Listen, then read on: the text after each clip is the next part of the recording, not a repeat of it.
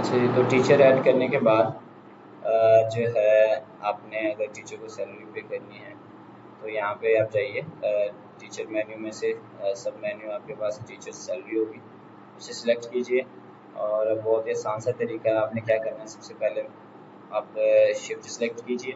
ठीक है, shift select करने के बाद टीचर का नाम जो जितने भी शिफ्ट में टीचर होंगे वो सारे यहाँ पे शो हो जाएंगे। अभी फ़िलहाल हमारे पास एक टीचर है तो एक ही शो होगा। तो जैसे ही आप यहाँ से सिलेक्ट करेंगे तो उनका नाम, उनके रजिस्ट्रेशन नंबर, शिफ्ट वगैरह, मंथली सैलरी, अगर आप पे कर रहे हैं मंथली सैलरी तो उनकी टोटल अमाउंट यहाँ पे शो हो रही होगी। अगर आप कोई और सैलरी पे करना चाह रहे हैं, पेपर चेकिंग की या बोनस पे दे रहे हैं या कोई और सैलरी जो है वो आप पे करना चाह रहे हैं, कोई रिवार्ड वगैरह, तो वो आप यहाँ पे कर सकते हैं। ठीक है, तो आप यहाँ से फिलहाल मैं मंथली सैलरी सेलेक्ट कर रहा हूँ तो उनकी जो टोटल पेमेंट है वो यहाँ पे आ जाएगी। अब आपने उसमें से कितना पे किया है, फॉर एग्जांपल 23,000 उनकी सैलरी थी तो हमने 21,000 पे किया, तो यहाँ पे बैलेंस खुद ब खुद आ जाएगा कि उनका इतना बैलेंस अभी बाकी है। किस डेट को पे किया, जैसे आज पे किया तो आज की डेट यहाँ पे शो होगी, वरना आप चेंज भी कर सकते हो। और किसने पे किया है, जैसे फॉर एग्जांपल मैं यहाँ पे फीस लिख रहा हूँ, उन्होंने पे किया है, या प्रिंसिपल का नाम या जो भी, या आप यहाँ पे कोऑर्डिनेटर वगैरह जो भी पे करेगा उनका नाम यहाँ पे आपने लिख देना है। ठीक है, तो आप चाहें तो इनका पीडीएफ भी निकाल सकते हैं इसके, मतलब आपने सैलरी स्लिप देनी है तो आप पीडीएफ निकालें तो यहाँ पे आपको बड़ा अच्छा से एक पीडीएफ का जो है ना वर्जन यहाँ पे नज़र आ जाएगा। ठीक है, इसमें वो सारी डिटेल जो है ना वो दी होगी। इसके अलावा अगर आप डॉक्स की फॉर्म में चाहें तो यहाँ पे डॉक्स की फॉर्म में भी आपके पास आ जाएगा, यानी कि वर्ड की फॉर्म में आप चाहें तो उसे बाद में एडिट भी कर सकते हैं। ठीक है, तो ये यहाँ पे आपको शो कर देगा, ये देखिए। ठीक है, तो आपके स्कूल का नाम भी आ जाएगा, सैलरी स्लिप भी आ जाएगी। इसी तरह पीडीएफ की फॉर्म में भी अगर आप डाउनलोड करते हैं तो पीडीएफ में भी आपके स्कूल का नाम और सैलरी वगैरह जो यहाँ पे इनको शो हो जाएगी। ठीक है, तो इसी तरीके से आप दोबारा जाएंगे यहाँ पे अकेडमिक्स में और यहाँ पे सेव के बटन पे क्लिक करेंगे तो आपकी जो सैलरी है वो सेव हो जाएगी इसी टीचर के लिए। अब आप उससे टीचर्स की सैलरी डिटेल देखना चाह रहे हैं तो यहाँ पे आपको नज़र आ जाएगा जी, ये सारी डिटेल्स है। आप टीचर सैलरी डिटेल के मेन्यू पे जाएँ तो ये आपके पास आ जाएगा यहाँ पे।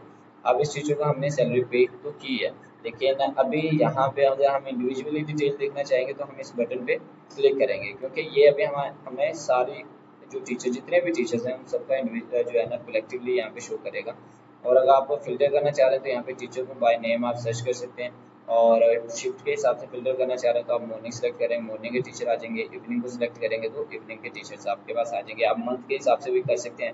फॉर एग्जाम्पल आप जुलाई 2025 का देख रहे हैं, मैं अगर अगस्त जो देखना चाह रहा हूँ, मैं यहाँ पे 2025 लिख लेता हूँ, तो 25 का। ठीक है, तो यहाँ पे मैं सर्च करूँगा। ठीक है, तो मेरे पास जब मैं यहाँ पे मंथ सेलेक्ट कर दूंगा तो इस टीचर की जब मैं सैलरी डिटेल्स देखूंगा तो ये मुझे बता देगा कि इनका कोई भी डाटा नहीं है इस मंथ में। ठीक है, तो ये एक टीचर्स का अगर आपने देखना है डाटा मुख्तलिफ मंथ के हवाले से तो फिर वो यहाँ से आप सिलेक्ट कर सकते हैं। अलबत्ता यहाँ पे हम करंट की अगर बात कर रहे हैं तो जैसे जुलाई में है, यहाँ पे हम जुलाई पे जाएंगे, जुलाई 25, तो फिर इसकी पेमेंट को शो करवाएंगे तो ये देखें अब हमारे पास जो डाटा अभी हमने पहले टीचर को पे किया था वो यहाँ पे शो होना शुरू हो जाएगा। 23,000 सैलरी थी, हमने पे किया 21,000। ठीक है, तो ये यहाँ पे आ रहा है, इस डेट को आपने पे किया, ये उनकी मंथली सैलरी थी, यानी कि सैलरी टाइप में से मंथली सैलरी आ जाएगी।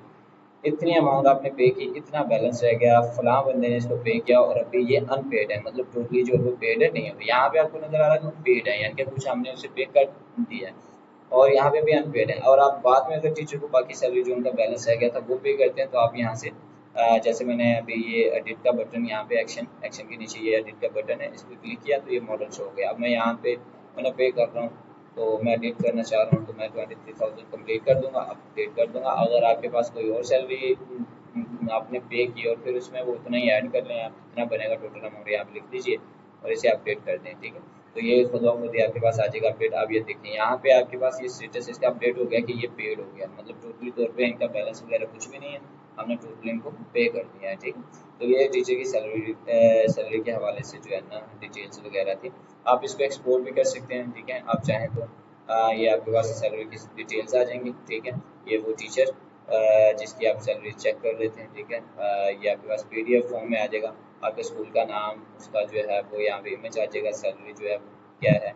ठीक है, तो यहाँ पे टीचर का नाम वगैरह, चेक एंड बैलेंस सारा कुछ आ जाएगा। ठीक है, जितनी जितनी भी सैलरी जो पे की होगी सबकी डिटेल जो है वो नीचे आपको यहाँ से मिल जाएंगी। ठीक है, तो इस तरीके से आप एक्सपोर्ट भी कर सकते हो।